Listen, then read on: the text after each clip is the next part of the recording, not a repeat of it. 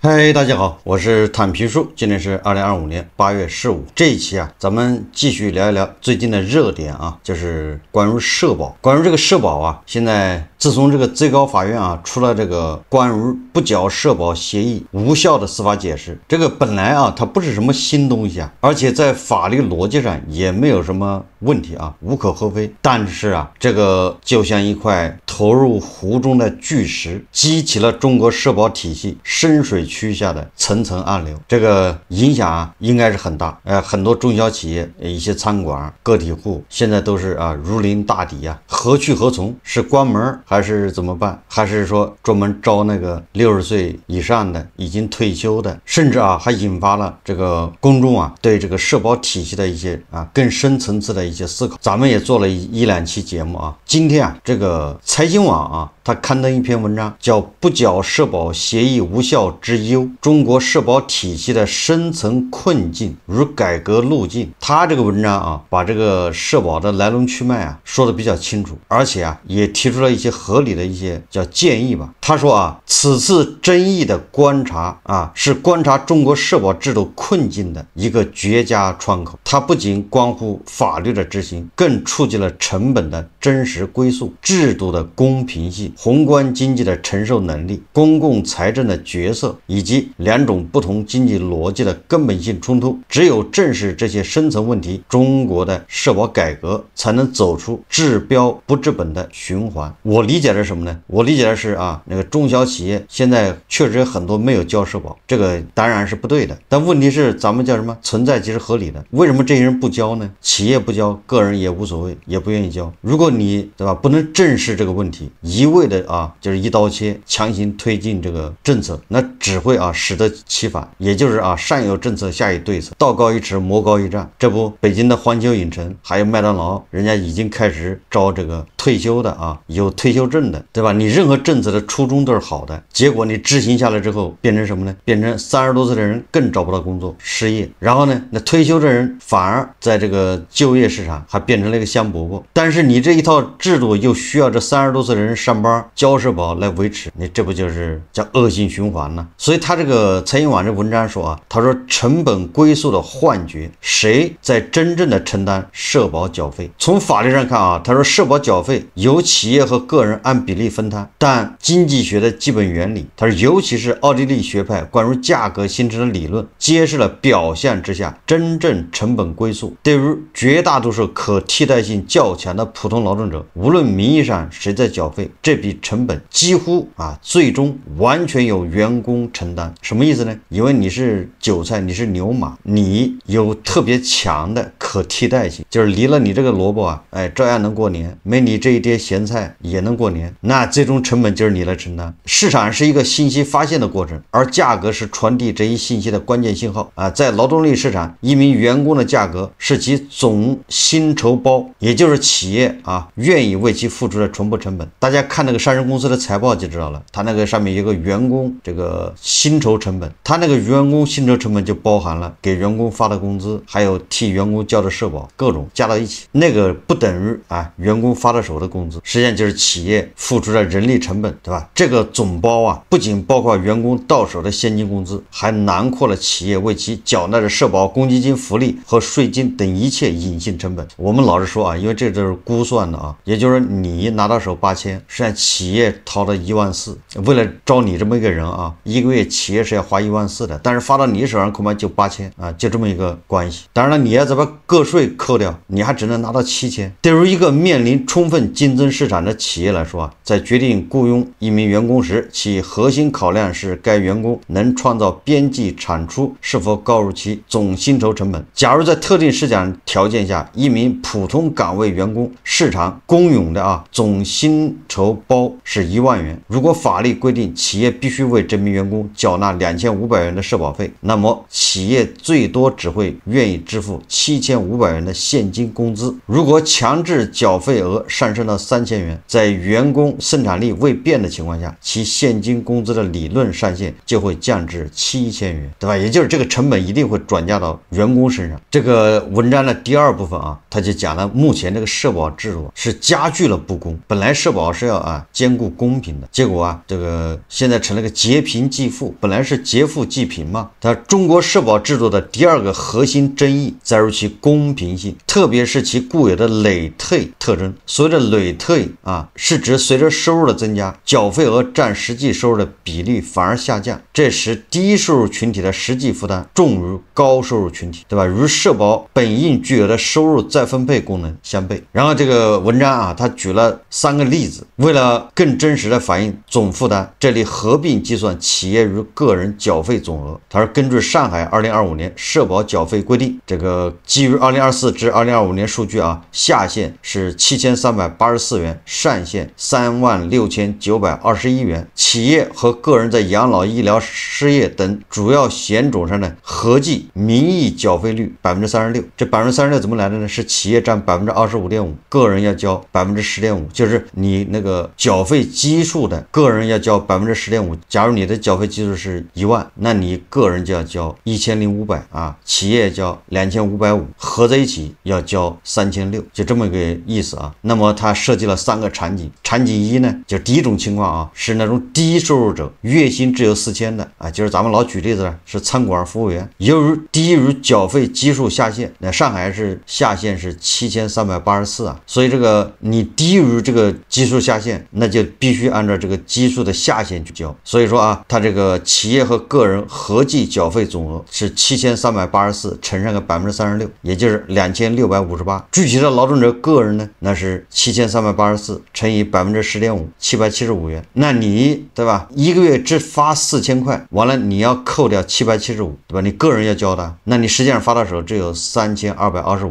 那个按照国际社会的这个统一的算法啊，社保缴费总额那就是2658，那占他缴费后实际收入3225，这两个比值啊是82.4%。你看看啊，这就是一个低收入者他的这个缴费比例啊达到了82.4%。那么看一个中等收入啊，第二种场景，那就是码农啊，月薪2万，这个收入啊，他在那个基数下限对吧，7384和那个上限36921之间。那这个同样的算法啊，也劳动者个人缴费是2万乘10.5%啊，是2100，企业和个人合计缴费那就是2万乘以36%是7200。那个人税前能拿到多少钱呢？对吧？2万减上2100等于1790块，这是税前啊，没扣你的个人所得税。那么社保缴费占其缴费后实际收入比例是40.2%，什么意思？你看啊，中等收入的它的缴费比例就已经比那个低收入要好得多了。那么场景3就是高收入者，对吧？那些副总啊，对吧？或者是总监啊，月薪10万以上的，这个远远高于他的缴费上限啊，36921。这个算法是一样的啊。那企业和个人合计缴36921乘36%，也就是说你就拿50万一个月，你也是最多只能按36921来交。那这个就是13292。劳动者个人交多少呢？交3877，其税后实际收入，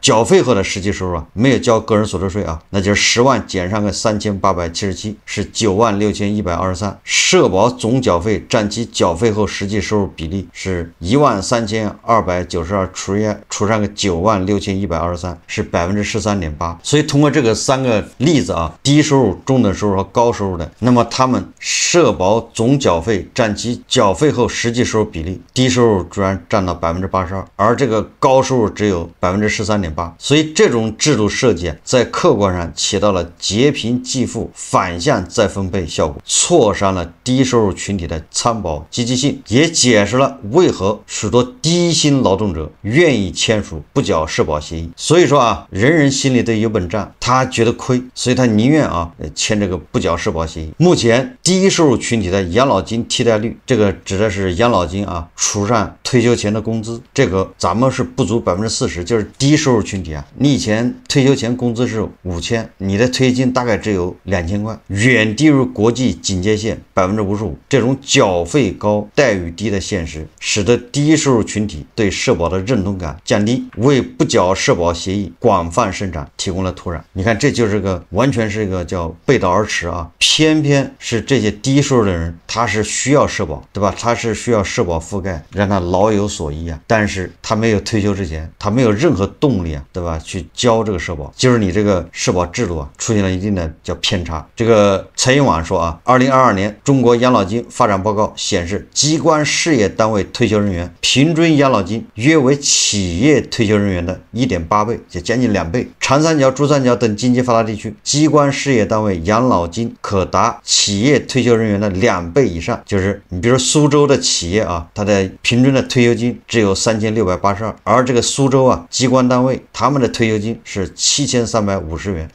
已经2倍以上。这个还说的是企业啊，还不说那个灵活就业，还有什么城乡居民，那个更低啊。这个说的还是企业啊。虽然2024年10月机关事业单位养老保险改革10年过渡期结束，新退休中人养老金计算并轨，差距理应缩小。你看这个改革本来是想让这个体制内啊跟体制外的这个差距要缩小，但是恰恰相反，改革的结果就是差距还在拉大。什么原因导致的呢？就是叫职业年金积累这个东西啊，我在以前节目也介绍过。那作为体制内的人，他每个人都交，为什么呢？因为你交的多，大头补贴的多，拿大头的钱补贴。机关是强制缴纳8%，但是企业是不可能交这钱的，企业是私人老板，对吧？你员工你自己交了这个职业年金，那你让企业再负担一部分，企业他不干，成本高了嘛。那机关为什么干呢？这公务员体制内为什么干呢？因为他是大头的钱呢，所以这块导致企业没有这一块的钱，就是企业职工啊，所以那退休金的差距更大。这个财经网说啊，他说政策决策者需要正视这一矛盾，当社保缴费对低收入群体形成真实的生存压力时，单纯强调协议无效，可能导致政策与现实的脱节。与其仅通过法律手段来堵，不如通过制度调整书建议逐步取消或降低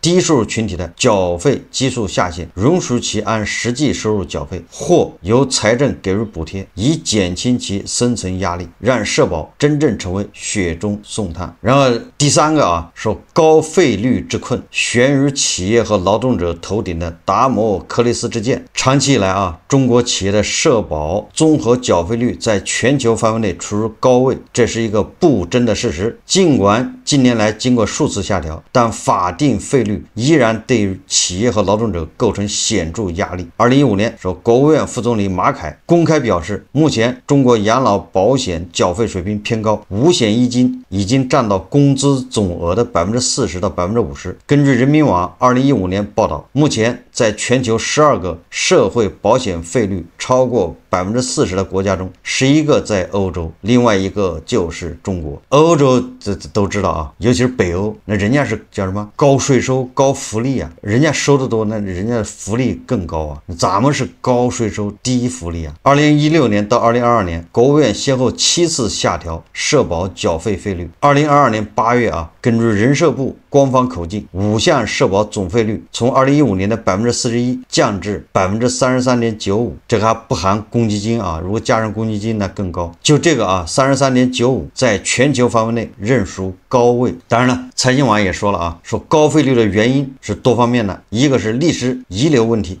对啊，咱们搞这个社保基金这个没多少年呢，对吧？才26、7年。中国从计划经济时期，对吧？企业办社会转型而来，社保制度建立之初便背负了庞大的视同缴费历史债务，需要通过高费率来弥补。这个是历史原因是一部分啊。第二个是人口结构巨变，快速的人口老龄化和下降的生育率，导致抚养比，也就是在职人员和退休人员比例啊急剧恶化，到2035年也变成2:1啊，就2个人得养一个退休人员，那就更累。所以在现收现付制的社保体系下，当年轻人的数量急剧减少，社保缴费负担必然加重。第三个就是资金来源单一，过于依赖企业和个人缴费，财政支持和国有资本划转等其他来源补充不足，也就是大头啊补贴的太少。正是因为法定的费率过高，不符合许多中小微企业的生存现实，导致了普遍的低基数缴费、选择性缴费乃至不缴费。这种不完全合规在过去几十年里就像一个缓冲垫，在一定程度上缓解了社会高费率对经济的冲击，维系了大量中小企业的生存和就业。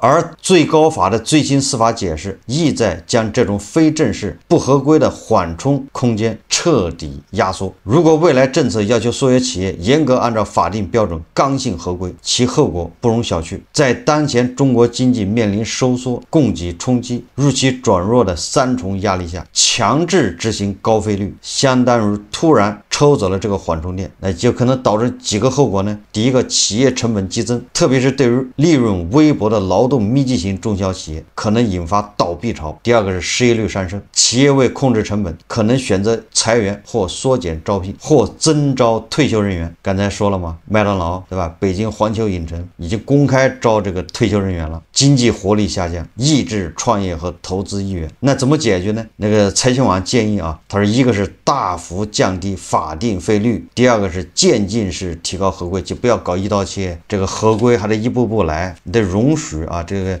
微利企业对吧？微利企业它现在至少是承担着解决就业的问题，你现在把它整死了，那就业也是个大问题。财新网第4个部分啊，他说啊，这个主要社保基金的结构失衡，亟待重塑社保资金的来源，也就是社保资金的钱，你不能全部由企业和个人来承担。既然有历史欠账，那你这个资金来源，对吧？就得想办法。中国社保体系的脆弱性还在于其资金来源的结构性失衡。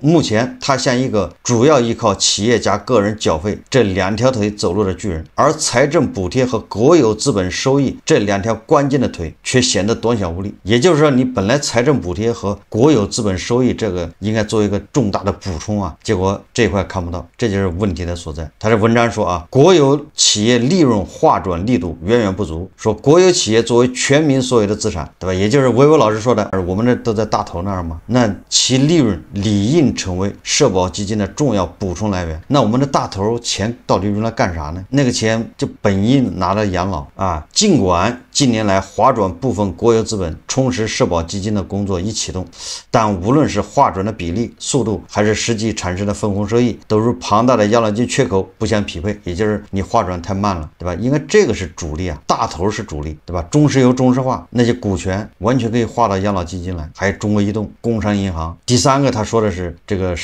社保基金这个池子里的钱呢，投资增值渠道有限，说中国庞大的社保基金长期以来投资渠道狭窄，风格保守，大量资金仅用于购买国债和存入银行，收益率低下，难以跑赢通胀，资产在无形中缩水。这个我倒说一句啊，这个社保基金投资股市啊，那不管是熊市还是牛市，年化收益率都是在9%吧，8%左右啊。即便胡市啊不停的创新低，人家都是赚钱的。所以说这全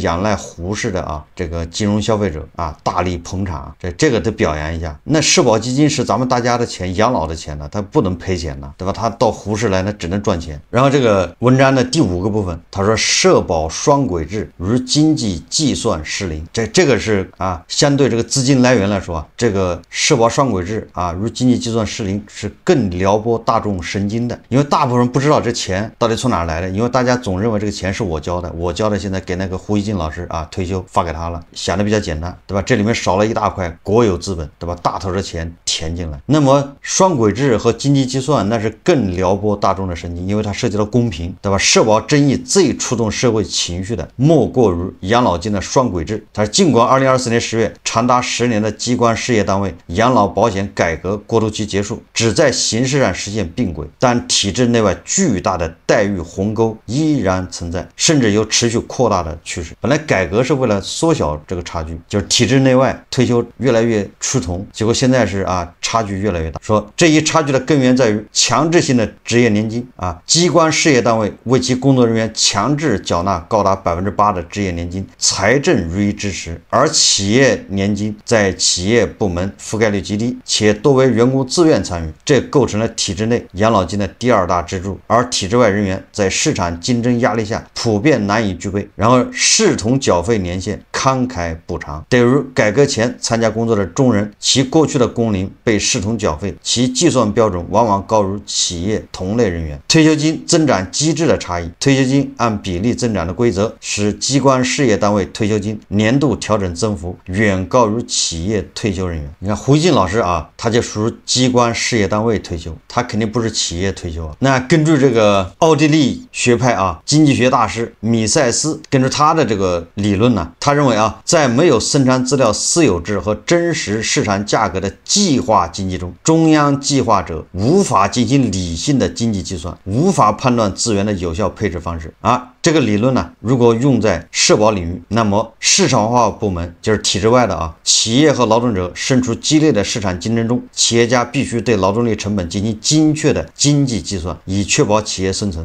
劳动者在择业和薪酬谈判时，对自身的市场价值有相对清晰的认知，所以双方这个一博弈啊，就形成了啊什么不缴社保协议啊，什么这个不缴什么啊企业年金啊，因为这个是市场化的一个结果。那么机关事业单位呢，就是体制内啊，因为这类部门缺乏市场竞争盈利压力，其运营逻辑并非经济计算，而是行政指令和财政拨款，其人员工资和福利水平并非由市场供需决定，而是由财政开支的软约束所支撑，也就是计划经济啊。他说，因此体制内外的社保差距本质上是计划经济思维与市场经济现实长期脱节产物。体制内的社保体系因缺乏经济计算能力而供给过度供给啊，体制外的市场主体则因面临真实的成本压力而感到不堪重负。但是我觉得这个财经网这点说的不对，体制内的啊，那因为他那个花的不是私人的钱，对吧？我一再强调，他花的是大头的钱，那当然不心疼啊。花大头的钱，那不是能多花多少花多少？为什么要省？省给谁啊？企业不一样，企业主他省下的每一分钱都是自己的，对吧？亏损也是自己承担，所以这个企业主他当然往小里算，能不交就不交。个人也一样，个人他一算账，觉得我还是不交吧，对吧？我这个月要吃饭，我要还按揭贷款。那体制内他相当于拿别人的钱来给自己交，那当然是往上限去交啊，交的越多越好啊。所以这样的话，那就企业这边是在抠，对吧？这个体制内是在往多里交，这样30年算下来，